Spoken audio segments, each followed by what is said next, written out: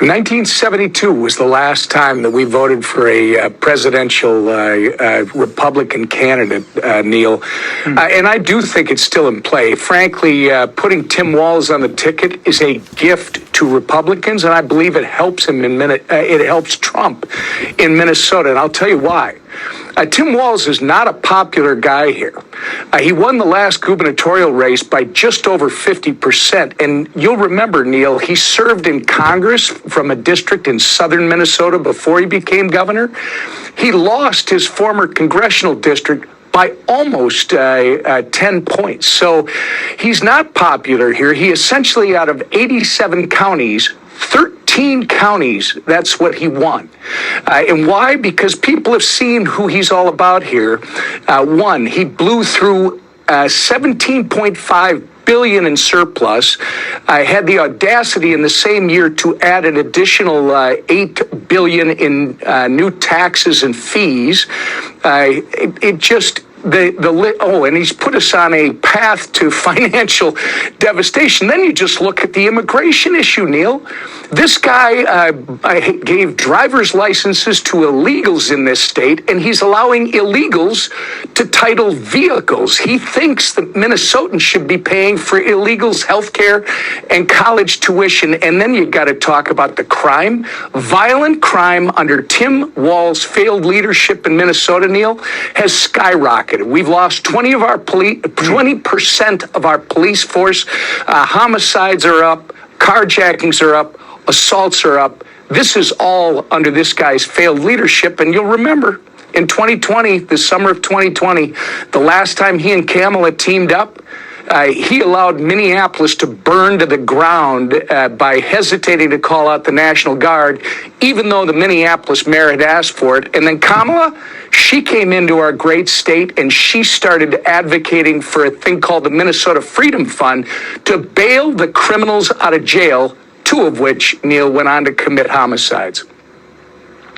All right, so let me just put you down as a maybe on the governor. I'd be curious, kidding, but I'd be curious what you make of Donald Trump and whether he is adequately taking advantage of this moment. He's still getting a lot of blowback from a lot of Republicans about his big speech in Atlanta, where he just went after the very popular Governor Brian Kemp there, was counterproductive.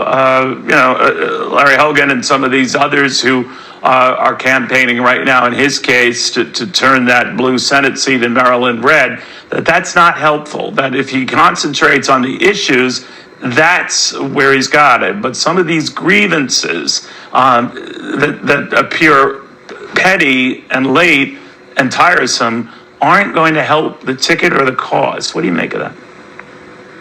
Well, I look at it this way. We're in the dog days of summer, Neil. Just 4 or 5 weeks ago, we were being told that Joe Biden is fit as a fiddle and Kamala is not a good alternative anyway, so we got to keep him. Then Trump absolutely destroyed him at the debate, and he was unceremoniously removed. Kamala was installed, and now, what are the stories? She is apparently a genius, even though everybody knows that's not the case. I know all of that, Congress. I know all of that. I guess what I'm asking you, and you're a very good reader of the political tea leaves as well, do you wince when you see Donald Trump doing this? Because otherwise, he's got a lot going for him. He's got a lot of these issues that are front and center, but he's not taking advantage of them, and this stuff is sidetracking him. Do you buy that? Look, no, I don't. I think that I actually think, Neil, the Democrats have given up on this presidential election by having Kamala and Tim Walz. The president, people don't have to love everything that he says. Well, they have a funny way of showing it, right? I mean, she's surging in the polls, right? That could be brief. You're right. Well, yeah. What do you think of that? This is what I was talking to you about. She got great stories like she's some kind of great candidate. Tim Walz has not been exposed. This stolen valor thing on Tim Walz is real. It's been out there since 2008 in this state, and nobody would report it till now. And guess what? Last night, a spokesperson for the Harris Walz campaign, Neil, said Tim Walz misspoke when he talked about his combat experience. So you think there's plenty of time to turn this around? Whatever surge they're experiencing is short-lived, as you see it, right?